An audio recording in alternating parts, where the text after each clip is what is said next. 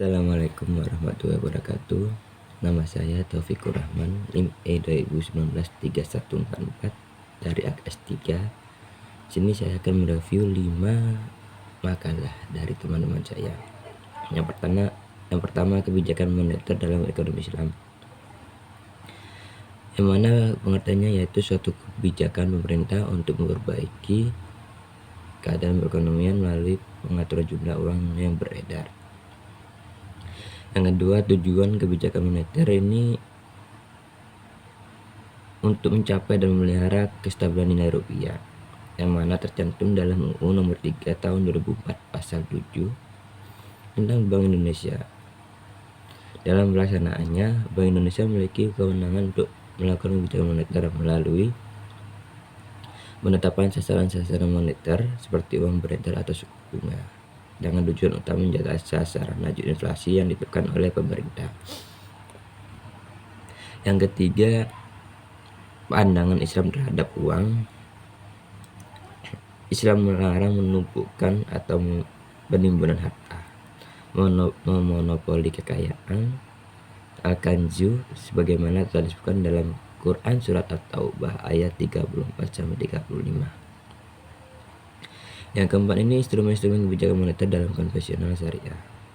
Operasi pasar terbuka, fasilitas diskonto, rasio cadangan wajib, dan imbauan moral. Yang kelima, instrumen kebijakan moneter dalam ekonomi Islam, yakni ada dua. Yang pertama, iktisaduna, yang kedua, mainstream. Yang makalah kedua ini uang dan fungsinya ekonomi makro Islam. Uang dalam ekonomi Islam secara etimologi adalah an-naqdu, yang berarti dari dirham, menggenggam dirham, membedakan, dan an-naqdu yang berarti tunai. Nah, yang kedua, uang dalam ekonomi konvensional, yakni nyetak uang adalah segala sesuatu yang umum diterima dalam pembayaran barang-barang yang sejarah dan perkembangan uang, yakni uang dikenal dalam peradaban Sumeria dan Babilonia. Uang kemudian berkembang menjadi perjalanan sejarah. Dari perkembangan inilah uang kemudian bisa dikategorikan dalam 3 jenis, yaitu uang barang, uang kertas, dan uang giral atau uang kredit. Jenis-jenis uang ada 2, uang kartal dan uang giral. Fungsinya dalam ekonomi Islam yakni satuan nilai atau standar ukuran. Merupakan yang terpenting adalah satuan nilai atau standar ukuran harga dalam transaksi barang dan jasa. Yang kedua, alat satuan hitung yang dimaksudkan sebagai alat yang digunakan untuk menunjukkan nilai dari barang-barang dan jasa yang dijual dalam kurung dibeli, besarnya kekayaan, serta menghitung besar kecilnya kredit atau hutang. Makalah ketiga tentang institusi keuangan publik. Yang pertama, sejarah keuangan publik Islam, periode kenabian, periode Khulafaur Rasyidin. Yang kedua ini institusi Baitul Mal. Secara nafiah, Baitul Mal berarti rumah dana.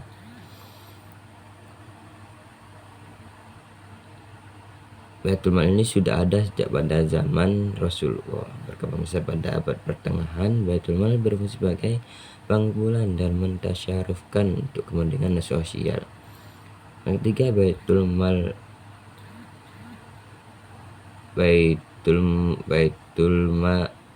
wa Tamwil.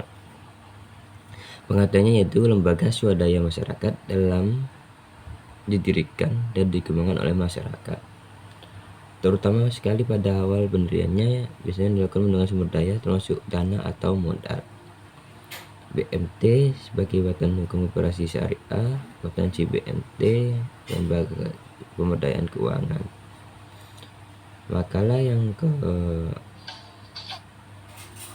keempat, yakni keseimbangan umum ADAS. Yang mana pengertiannya ini permintaan agregat didefinisikan sebagai tingkat pengeluaran nasional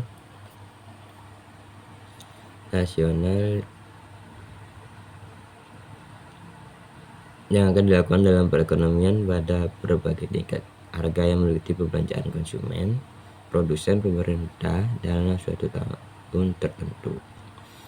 Perbedaannya yakni dalam pandangan klasik tingkat kesempatan kerja penuh selalu dicapai oleh perekonomian. Pandangan Keynes tingkat permintaan yang efektif, maksudnya permintaan agregat, dan pengeluaran agregat akan menentukan sejauh mana ekonomi mewujudkan produksi nasional dan kesempatan kerja akan dicapai. Dalam pandangan klasik nomor 2, penawaran dengan sendirinya menimbulkan permintaan. Artinya dalam ekonomi terdapat cukup banyak permintaan sehingga setiap jenis barang yang diproduksi dapat terjual di pasar. Dalam pandangan Keynes yang kedua ini, kesempatan kerja penuh tidak akan selalu tercapai. Yang berlaku adalah masalah pengangguran dalam suatu perekonomian. Ya, yang terakhir makalah yang kelima, keseimbangan kurva Islam. Dalam pengertian dan konsep ISLM menunjukkan titik equilibrium tentang suku bunga dan pengeluaran diberikan oleh equilibrium di dalam pasar barang dan uang. Pasar barang diberikan oleh equilibrium antara investasi dan tabungan IS, dan pasar yang diberikan penawaran uang dan preferensi likuiditas. Kurva IS termasuk oleh titik-titik di mana investasi berdasarkan suku bunga, setara tabungan, dan berdasarkan pengeluaran. Pengertian pasar barang dan kurva IS.